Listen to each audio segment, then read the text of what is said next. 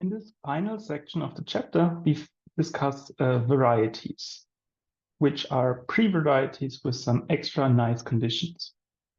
And the picture here is that the pre-varieties we have worked with so far, they include strange spaces, like, for example, this affine line with two origins, A, B, and they had bad properties. So, for example, we could write down two morphisms, Fg from A1 into this affine line with two origins, such that the locus where these two morphisms agree is not closed. And we would like the agreement of morphisms to define a nice closed algebraic condition. And similarly, if you replace the Zariski topology with a complex topology, then you would see that the complex topology here is not Hausdorff, because basically A and B do not have disjoint open neighborhoods, even in the Zariski topology.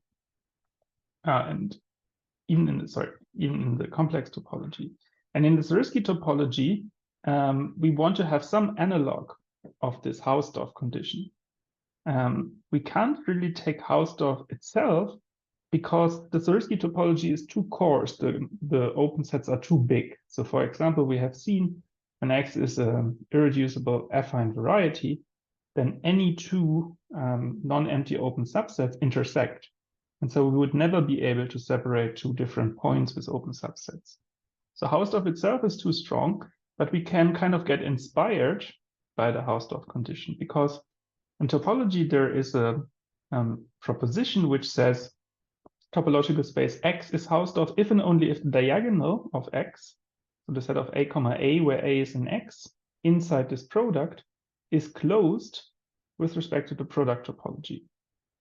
And we can basically just try to take the same definition, but instead of having the product topology on this product, we take the Zariski topology that we constructed.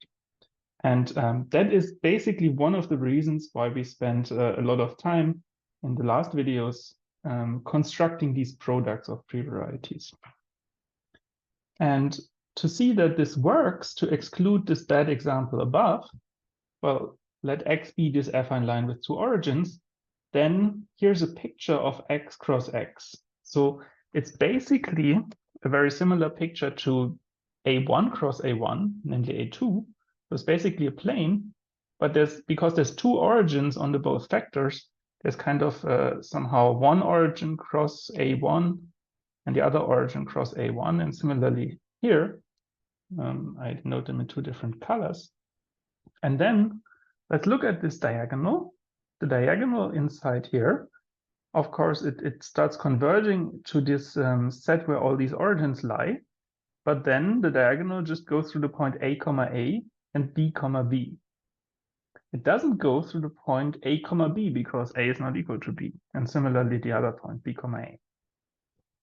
And my claim here is that it is not a closed set, because if you take the Zariski closure of the diagonal inside this product, you get these two extra points back. And so it is not closed. It would violate this kind of generalization of the Hausdorff condition. And that's good because we want to exclude this example. And the proof, why does the Zariski closure add these 2 points? For this, we need to go into a suitable neighborhood of this point A comma B and then check the Zariski closure there. And you can remember that the affine line had this cover by the two affine lines, UA and UB. And so the product contains, as an open subset, this UA cross UB. We take A on the first vector, B on the second vector.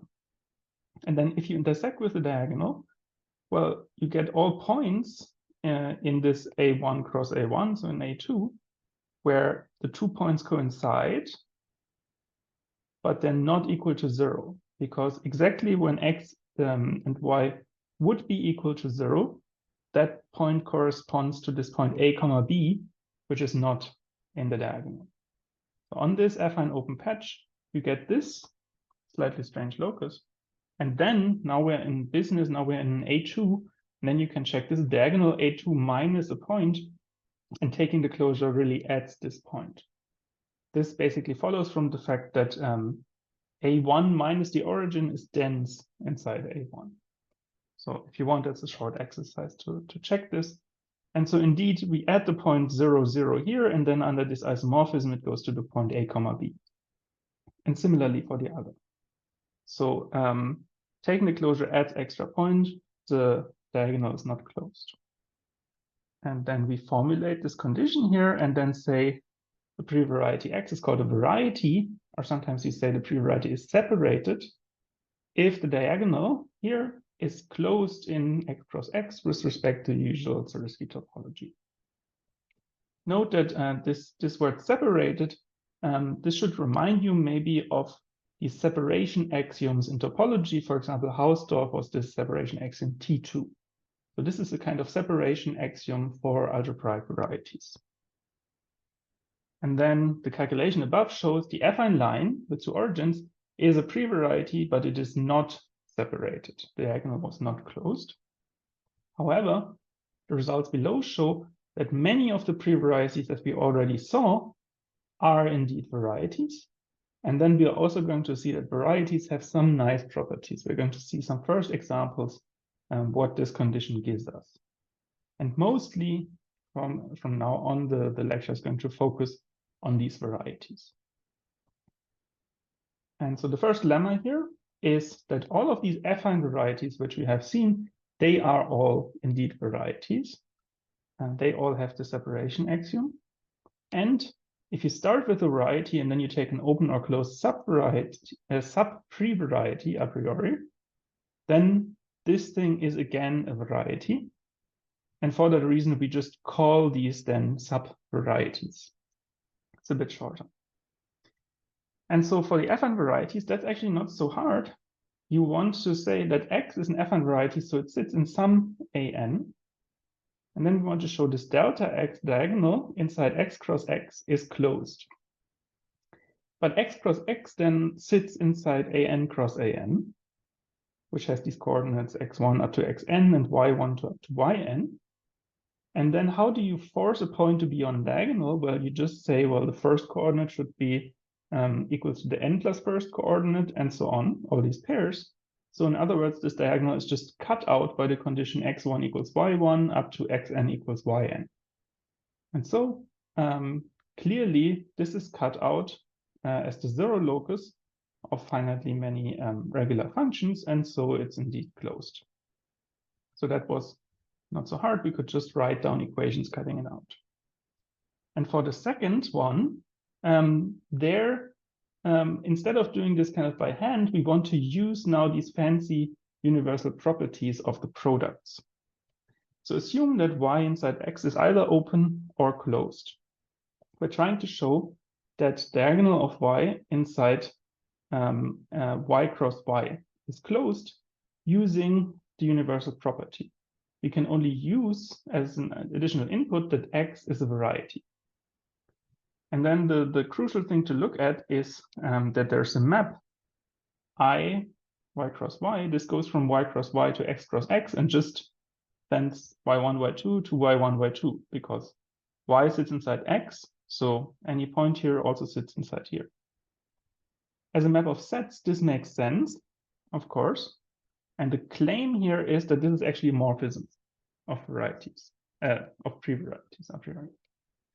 And if we show this claim, then the diagonal here is just a pre-image of diagonal here, because, I mean, forcing these 2 points to be the same is the same thing as forcing them to be the same inside X. And, well, then this is a morphism, and delta X is closed, so this is also closed, and then we're done. So we could very elegantly construct this delta Y using this morphism here. And then we just have to prove this claim, so we have to construct this morphism here. And now the alarm bell should be ringing, so somehow we construct a morphism into this product. Then by the universal property, we just have to show that the morphism to each of the factors is, or the map to each of the factors is a morphism. So we would have to just show that this y cross y to x, this is written down here, which, for example, sends y1, y2 to y1, that this is a morphism. And then now we can just use that this sits inside a diagram, because you can first, if you want to extract y1, what you can do is you can first go to the projection to the first factor here, remembering y1, and then you take iy, the inclusion, from y to x. And since by definition y is an open or closed subvariety inside x, this map from y to x is an open or closed embedding. And then this map here is indeed a morphism as the composition of two morphisms. And therefore, we have shown the claim, and so the entire proof is finished. And so we see that varieties are kind of are a relatively big class of pre-varieties, certainly everything affine, and open and closed subvarieties of varieties are contained. What we did here, I thought it would be nice to formulate this more generally, because in fact, whenever you have two morphisms, y1 to x1, y2 to x2, you can show that this map f1 cross f2 from here to there is a morphism. The argument is very similar to what we had above. And as a kind of bonus, what you can show is that if f1 and f2 are open embeddings or closed embeddings, then also this thing here is an open embedding or closed embedding. So somehow products of open embeddings are open embeddings, products of closed embeddings are closed embeddings. And there's a hint that you can check being an open or closed embedding on an open cover of the target. So if you try this exercise, you can recall a bit what it means to be such an embedding and some properties, which properties of morphisms can be checked on an open cover. Okay, so that was kind of a short digression. And then for notation, so somehow a variety of pure dimension 1 or 2 is called a curve or a surface. And if you have x, pure dimensional variety, and y, pure dimensional closed subvariety of x, such that the dimension of y is 1 less than the dimension of x, then you say y is a hypersurface in x. Very similar to the case of affine varieties. There we had also all of these notions, but they were all restricted to affine varieties, and now we define them more generally for varieties. And then kind of the final proposition, this tells you why are varieties such a nice class of pre-varieties. So assume you have two morphisms, fg from x to y. They're morphisms of pre-varieties, and assume, actually you just have to assume that the target is a variety. Then we have lots of nice properties. So for example, the graph of the morphism, so the set of elements x comma f of x inside x cross y is closed inside here. That's very nice. And the second is that this example that we had where the set where two morphisms agrees was not closed. This cannot happen if the target of the morphism is a variety. But this set here where f of x equals to g of x is closed inside x. Slogan is that this would be an algebraic condition inside the variety, and therefore it cuts out the closed set. And the proofs are actually pretty simple. They work with the same scheme that we have already seen before. We just use these universal properties of morphisms. So the first thing is that the map from x cross y to y cross y, which is given by f comma the identity on y, this map is a morphism. And this follows from the exercise that we had above. It's exactly one of those cases, x to y by f, y to y by the identity, then the product is still a morphism. And then, well, we can use y as a variety, so delta y is closed, and then gamma f, the set is exactly the set where the second coordinate y is equal to f of x. And so it's just a pre-image of delta y under this map here.